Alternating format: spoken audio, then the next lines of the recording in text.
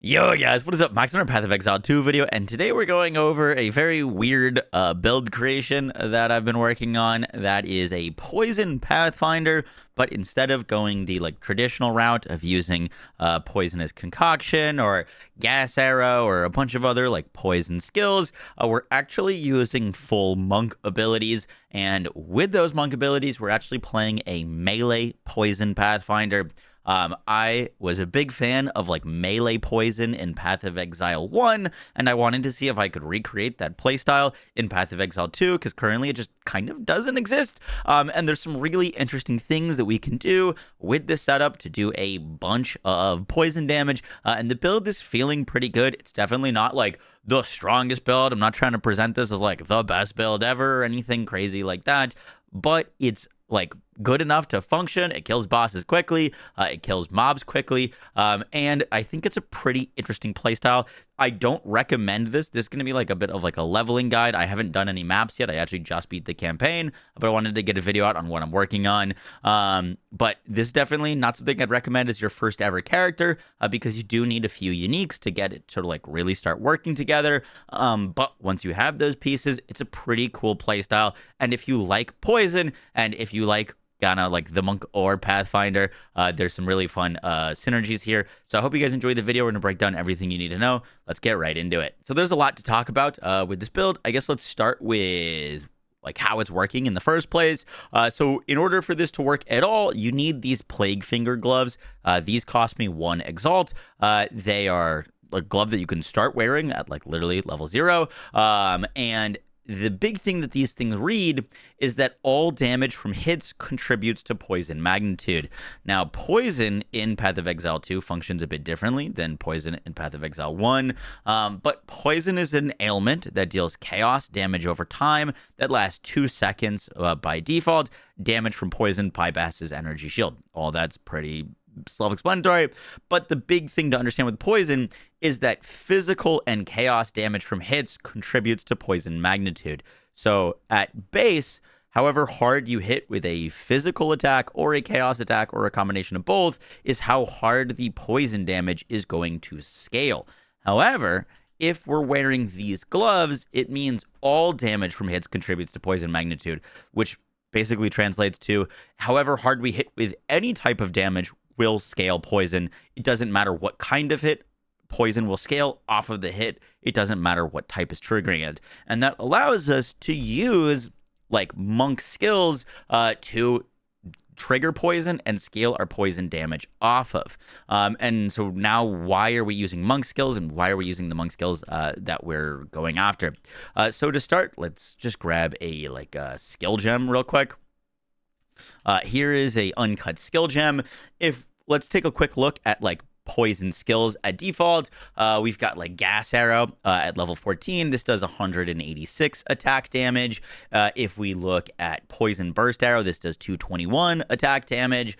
Vine arrow does 163. These are just kind of some standard poison skills. If we go over to the monk and we look at, for example, the skill that I'm using, I have to level mine up actually, but this skill that we're mainly using to poison is 291. So right out the bat, this is a higher damage skill than a lot of the default poison attacks. And once again, we're scaling off of the hit. We don't care what the hit is. We just want the hit to do a bunch of damage. And Stormwave is the main thing we're using to poison.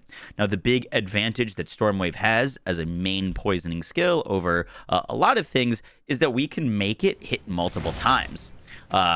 This Stormwave has a skill called Upheaval, which allows it to create 2 additional fissures, and this actually shotguns. So if we hit an enemy and that enemy is within a few meters of us, it'll apply 3 poisons with a single click, which is great. Which allows us to very, very quickly stack up poison damage, but it also does a bunch of damage to scale our poison off of. One of the questions I get asked a bunch is why aren't you doing this on a Acolyte of Cheula? Because that's obviously the Chaos Monk Ascendancy. And there's a few reasons we're doing this on Pathfinder. I think you could absolutely do this build on Acolyte of Cheula. I think it would be just fine. I do think Pathfinder, in my opinion, is a bit better of an Ascendancy choice, specifically for poison, because simply for the fact that we double the amount of poisons that we can have. One of the really silly things that they've done with poison is they've given a stack limit, and doubling the amount of poisons that you can have is simply doubling our poison damage. So this is massive. There's kind of a ceiling to the amount of poison damage you can have. If you can only have 4 stacks of poison on an enemy and 90% of your damage is from poison, then you're capped out at that 4 stacks. Attacking more isn't going to increase your damage, basically. And so with Pathfinder, we can get way more stacks because we get to double all the stacks. So our poison damage ceiling is just way higher in general. And the fact that like poison technically doesn't scale from increases to poison damage. I know that sounds weird and a little bit confusing because we just talked about how poison scales off of physical and chaos, but increases to chaos damage don't actually increase poison damage. For example, if you pick up Event Horizon, this gives you 53% increased chaos damage. We tested this. This does not increase poison damage. So like the increases to chaos damage that you get on like Chayula don't actually increase poison damage. They only increase poison damage if you're triggering poison off of a chaos damage hit. And obviously you can get some like extra damage as chaos on Acolyted Chayula. But unless we're actually triggering poison from chaos skills, this doesn't really like do that much, and scaling chaos damage doesn't really do all that much, unfortunately. It's very weird, but we're going Pathfinder mainly for overwhelming toxicity. This doubles the amount of poisons that we can have on an enemy, and also contagious contamination is incredibly powerful. This doesn't look very good because obviously the Herald of Plague does quite literally the same thing. However, this stacks with Herald of Plague to give us double poison spread, which is very powerful. To give you an idea of why double poison spread is so powerful / useful for our like poison playstyle, we got a little like art drawing. It's not the best, but just to give you an idea, basically if there's an elite in a pack full of enemies, there's a bunch of trash mobs, which are these little red circles, and then the big elite in the middle. If we cast our storm wave into them, right, we're going to instantly stack all of these guys with multiple poisons. And if we're only spreading 1 poison at a time, and if our max poison stacks is 8, we need 8 trash mobs around this boss to full stack all of our poisons on him. And you'll see this constantly where the like ad that's the tankiest in the group will kind of get insta-melted. But if we're playing not Pathfinder, we technically would need like 8 enemies around the boss to full stack them, right? Because we're only transferring 1 poison at a time. But if we're playing Pathfinder, we technically only need half of many of those enemies to full stack all of our poisons on the boss. And once again, this is our most powerful damaging poison. One thing that's like pretty important to note is the first poison that we apply is always going to have 60% increased damage on it. And so that poison, for example, if there's multiple enemies or if there's only a few, that max damage poison is always going to get spread, and it could get spread multiple times. So for example, just on Pathfinder, now we've only need 4 enemies to spread max stacks of our poison on the boss. And so it just feels a bit smoother because, you know, you just need less enemies around to full stack on bosses, and the spread is just a little bit more damaging in groups. I think it helps with ad clear. Just a little example of why like double poison spread on Pathfinder is not useless, just because there is existing Herald of Plague. The very last thing to mention with this build is obviously we're using like lightning skills. How are we poisoning with them? It's pretty actually easy to get a full 100% chance to poison.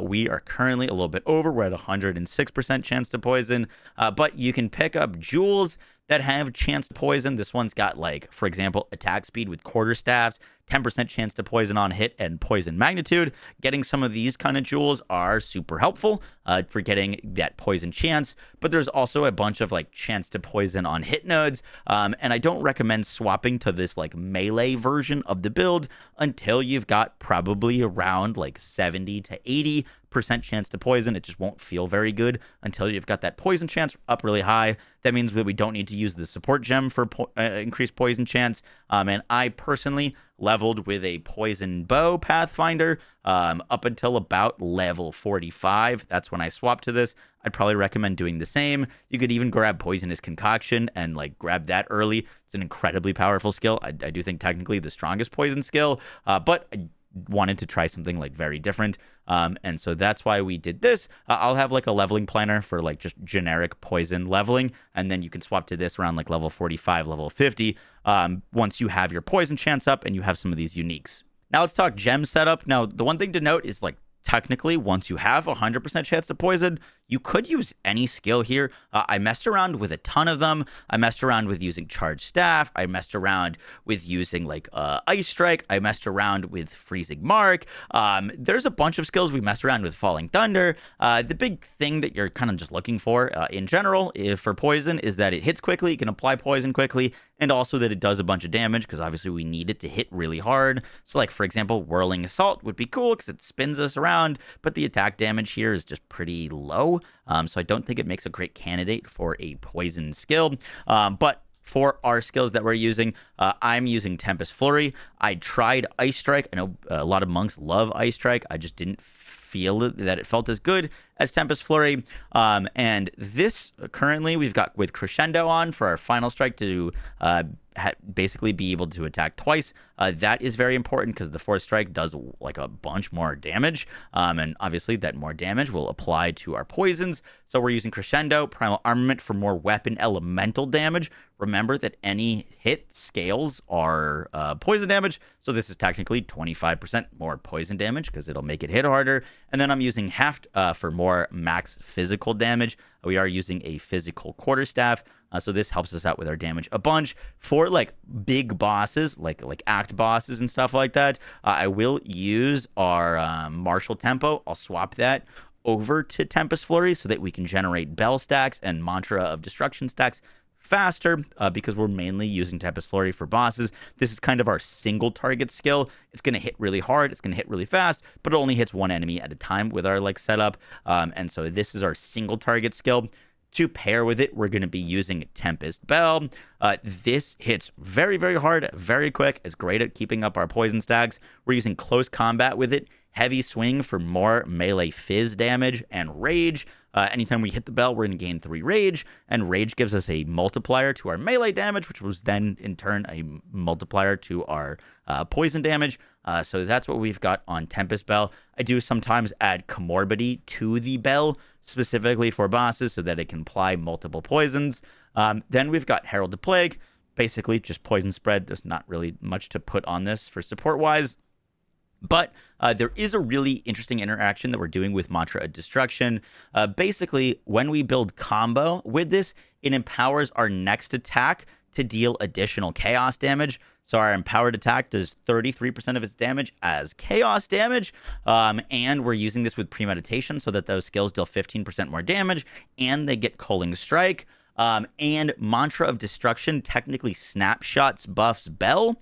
So basically, we build up 10 stacks of Mantra of Destruction, we cast this, and then whatever we do as our next attack gets 33% extra chaos damage and 15% more damage, and it has Cull. And so if we click this, we can technically snapshot Bell with it. So then for Bell's duration, it's just dealing a bunch of extra chaos damage, which is super valuable. So that's why we're using Mantra. Really not something you need to worry about besides on bosses, and sometimes elites you can use that.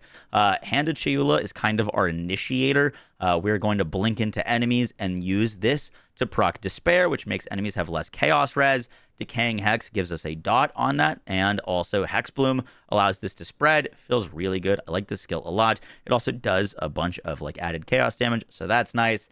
Plague Bear is like genuinely overpowered.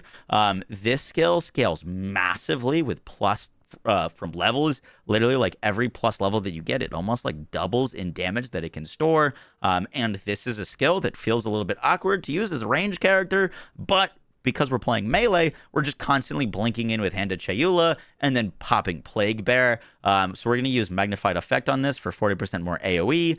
And then we're going to mainly focus on giving it plus levels with Chaos Mastery and Physical Mastery. This massively increases the damage. This skill does have a high dex requirement. It's the only thing on the build that does have a like really high dex requirement. So you are going to want a fair bit of dex to get this leveled up, but it's very, very powerful. We're also using Wind Dancer. This is just for survivability. We've got it with Cannibalism, so whenever we kill an enemy, we get some health back. And then Blind, if an enemy hits us, they get blinded. Stormwave is our main like clear skill. This is what you're going to be attacking into packs with. We're using it with cold infusion, which we'll talk about in a second. Once we get into our gear, but we are using a Call of the Brotherhood to convert all of this damage into cold. The big reason to do that, I was not using Call of the Brotherhood, and that was fine, but we were having issues with survivability. The tough thing about this build is we just need to take a ton of poison nodes to really get poison off the ground early, so we don't have a lot of nodes to spare for survivability, and just making this thing freeze is a massive increase to our survivability. So we are going to be making it do a bunch of cold damage. Upheaval lets it hit like more times, so we can get those instant stacks of poison. We've got it with Comorbidity because this is our main mobbing skill, so it can apply more poison. And then we've got it with Martial Tempo. Martial Tempo gives us more attack speed, and Upheaval gives us 20% less attack speed. So this is basically just to offset the like reduced attack speed of Upheaval. And then lastly, because we're freezing, we can use Herald Device. Herald Device is cold explosions, which are great. But once again, we have a 100% chance to poison, so all of the Herald Device explosions are actually triggering poison on enemies, which is sick.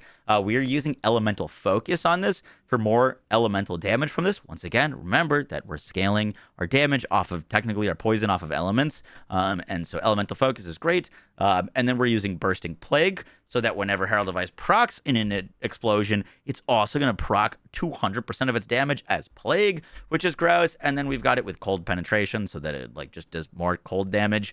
And that is our Herald of Ice setup. And those are our skills. These skills are not like, you know, you could definitely move some things around or like change skills. If you like certain monk skills, the big thing is that you have a 100% chance to poison, and you can kind of sock it in, whatever. These are the skills that I found to work the best. I tried a ton of different things.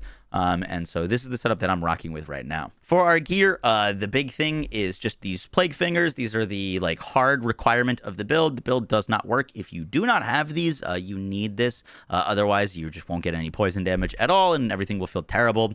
Optionally, we can use a Call of the Brotherhood. This is what's making all of our lightning damage convert to cold. It's also a good ring. You can use this starting at level 32.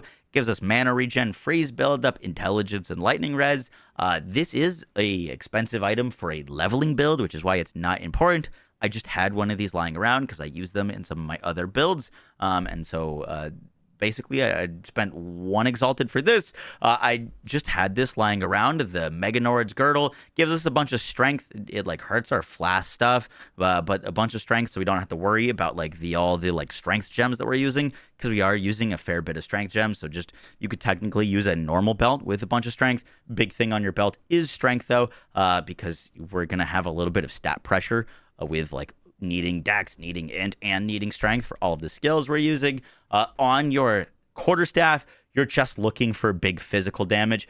Plus level of melee skills is actually pretty good too, but big fizz is important. Getting cold or lightning is also really good. We're just trying to get a staff that has a bunch of big DPS, and that'll scale all of our damage. Chest piece, just look for like big evasion and some life and reses. Helmet, a big evasion, life and reses. I've got one with 0 reses on. My reses are currently terrible. I need to get some better gear, but I've just got a bunch of dex and int on these. On my amulet, I've got some spirit, so that we can rock all of the auras that we're rocking.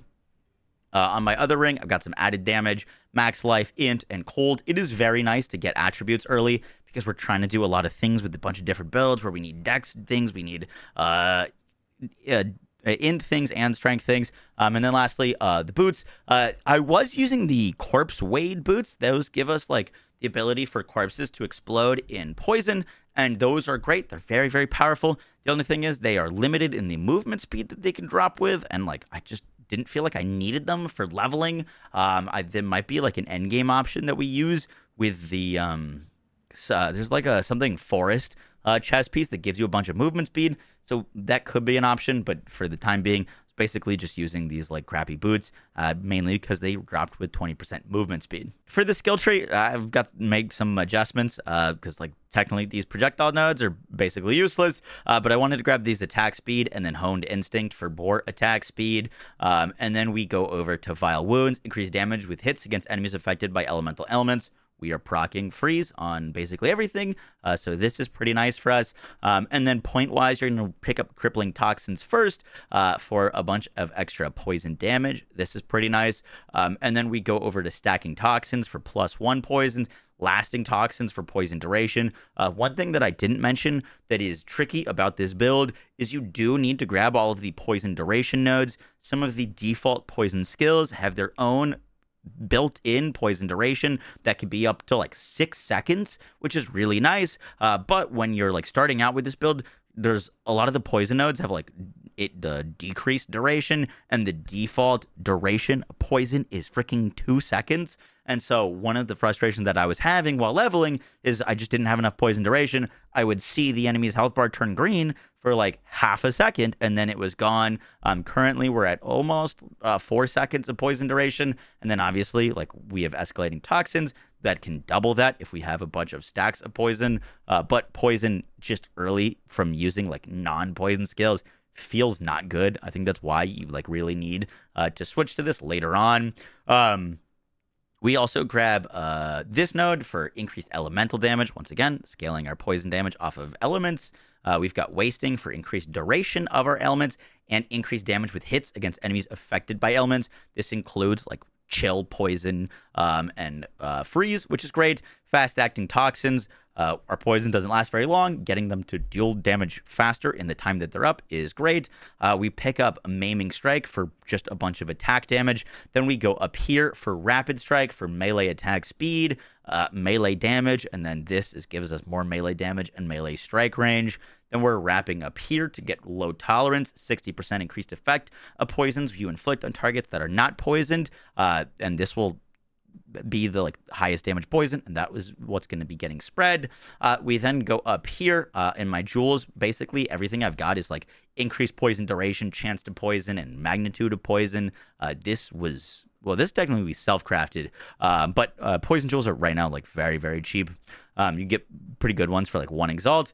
Then we grab Bestial Skin for more evasion rating. I do think this is going to be a build that we go for either hybrid evasion and energy shield or just full energy shield. But personally, I find evasion rating to be better, especially on a ranger for early leveling. If you can get up to like 60-70% chance to just not get hit, it makes the build feel a whole lot better.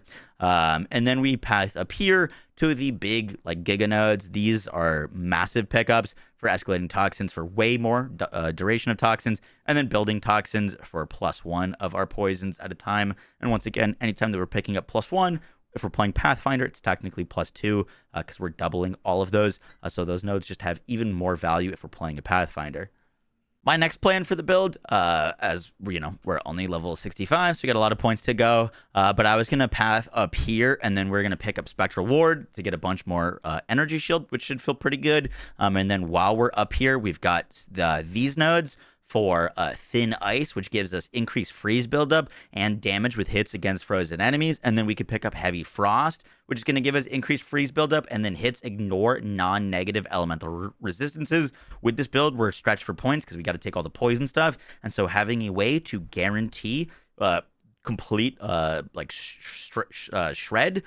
so that we don't have to spec into like penetration with all of our things would be really nice. And so this is going to be a massive pickup. These two nodes are going to be really, really nice for the build. And then while we're here, there's also Withered so that we can get a bunch of like Wither effect, which will be really nice. There's also Lucidity for damage taken as mana for some survivability. And there's Curse nodes for like faster curse activation, curse duration, and like these things will help us a bunch as well. And so there's a bunch more nodes to grab for the build. Once again, kind of a low level, so just an early skill tree. Guys, that's going to do it for the video. I hope you enjoyed. Let me know if you kind of like these more kooky builds. You know, the game has been out for honestly about a month now, and so a lot of things has been done. I don't even know if I'm the first person to do this, but I wanted to try and do something unique and original, and so that is going to do it for the video. I hope you enjoyed. Let me know if you plan on checking this out or if it's just too kind of out there for you,